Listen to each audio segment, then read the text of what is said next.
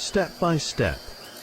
19 Essential Dharma Talks by Sayadaw Jotika. Talk 13. Dealing with some problems.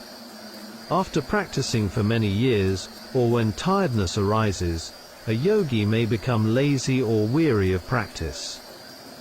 These are manifestations of kilesa mara, the corruption of defilements. When a practitioner becomes well known, gains followers, or receives offerings, labha, many forms of kilesa mara may arise and obstruct practice. When knowledge is sharp, refinement of the mind develops, and the yogi may begin to see objects of desire, such as people or beings. One should not follow them, but instead contemplate them. The yogi may also hear sounds or voices.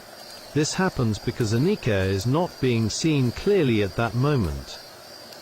Therefore, one should not fall into hesitation or uncertainty, should not think about them, and should not be afraid of fearful appearances. Whatever arises must be contemplated. Whether it seems right or wrong, one should simply watch and observe it. With sati and jnana, all phenomena arise and dissolve. If mindfulness is lost, and the yogi stops following phenomena closely, obstructions affect the anicca process, and insight knowledge declines. Therefore, without continuous mindfulness, sustained practice and perseverance, insight cannot be maintained. Note: in the Burmese tradition, meditation practice always begins with the preliminary duties, see Talk 2. This is because, through long samsara, there are unseen beings and accumulated karma, and as a result obstructions and disturbances may arise during practice, most often during samatha. There are accounts of such incidents, for example during long periods of solitude, as described by Venu Adhikaramsi in 18 Days in Solitude. Therefore, the tradition emphasizes 4 protective meditations: Buddhanusati, recollection of the Buddha; Mettabhavana, loving kindness; Marananusati, contemplation of death; Asubha meditation, contemplation of the unattractiveness or loathsomeness of the body. The Kani meditation system places strong emphasis on these protective practices. Sometimes, due to the power of samadhi, light may appear, objects may be seen, or even knowledge of past lives may arise. If these experiences are taken as strange or extraordinary, ignorance increases, and thoughts proliferate. See Sayadaw Ukandima's own account of practice in the Noble Search. Any worldly attainments are unworthy of clinging. Therefore Sayadaw consistently emphasizes listening to Dhamma talks first, and only then practicing. All these experiences occur due to the sharpening of knowledge. Whatever refined objects arise, with the sole exception of nibbana, the yogi must contemplate their impermanent nature. When there is over-effort, samadhi is not strong enough to clearly discern anicca.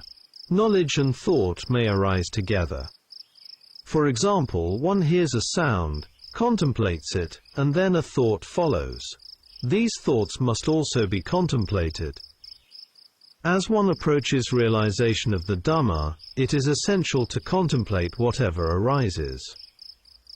At the crucial stage of the knowledge of disenchantment, nibbana, the yogi must continue practicing without getting up or stopping the practice, until path knowledge, magga, arises. If one gets up from the seat at this stage, it is very difficult to regain that level of knowledge. Even if it can be regained, one may need to practice again for a month, a year, or even an entire lifetime. Yogis must remember that when defilements become thinner, this is precisely the time when they must turn away from them in the direction of freedom and liberation. If defilements are taken lightly, they will instead oppress the yogi even more. At the time when many instances of anicca are being seen, this is not seeing with the physical eyes. Paramatha dhammas cannot be seen visually in this way. If something is seen visually, such as images of skeletons or corpses, then these are samatha objects, not vipassana dhammas. At the stage of the knowledge of disenchantment, nibbida-nana, both bodily and verbal behaviors change. Sila becomes firmly established, and there arises a strong wish to be liberated from dukkha, or anicca. This longing for liberation is known as munchitukkamyata nana, knowledge of desire for deliverance. At this stage, the lifespan of anicca becomes uniform and can no longer be contemplated by naming phenomena, such as Vedana, mind, etc. The process is too rapid for conceptual differentiation. This level can be described as Dhammanupassana. The Sayadaw illustrated this using the simile of the elephant's footprint. Whatever arises is contemplated at the same level. This is known as equanimity. Phenomena can be contemplated calmly, without effort. At the same time, the contemplative knowledge, Nana itself, becomes equanimous. Prior to this stage, discernment of anicca may still be accompanied by joy. Sayadaw explained that path knowledge arises at the heart base. The mind also contemplates at this point. It is like sitting at the center of a spider's web. Before this, the yogi has to contemplate phenomena according to where they arise, eye base, ear base, and so on. So the mind is still moving. At this stage, however, the mind becomes steady and unmoving. There are two modes of instruction. The teacher gives only the foundational guidance, and the student practices independently. Only when problems or difficulties arise does the student approach the teacher for clarification and advice.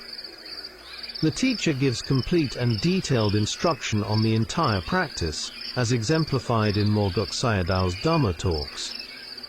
This was also the case in the Buddha's time. Regarding contemplation during eating, some practitioners experience strong craving related to taste.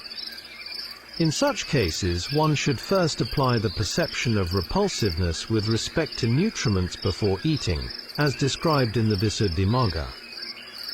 After some reflection, and while eating, one then practices satipatthana contemplation. Here the Mahasi system is particularly effective, as it leads the yogi to become disenchanted with eating and food through direct insight. For those who are not greedy for taste, eating can be carried out with satipatthana contemplation.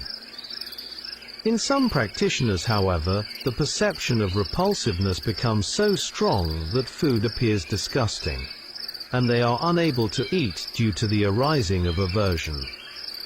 Note: in some Thai forest monasteries, monks are allowed to eat for only 15 minutes. As a result, they must eat quickly and cannot enjoy the taste. There are many valid ways of contemplating food and taste from the standpoint of the Dharma, depending on one's skill and disposition. For example, one may apply the Four Truths of Dukkha, particularly Sankhara Dukkha, which is a broad and penetrating contemplation that can lead to deep dispassion toward craving. From experience with the Mahasi system, careful mindfulness while eating, observing each movement and sensation in detail, leads the yogi to become genuinely weary of eating and food. Any sensual pleasure exists only between two moments of sankhara dukkha. Thus, every asada, gratification, is always surrounded by a dinava, danger. The pleasure is extremely brief when compared with the danger.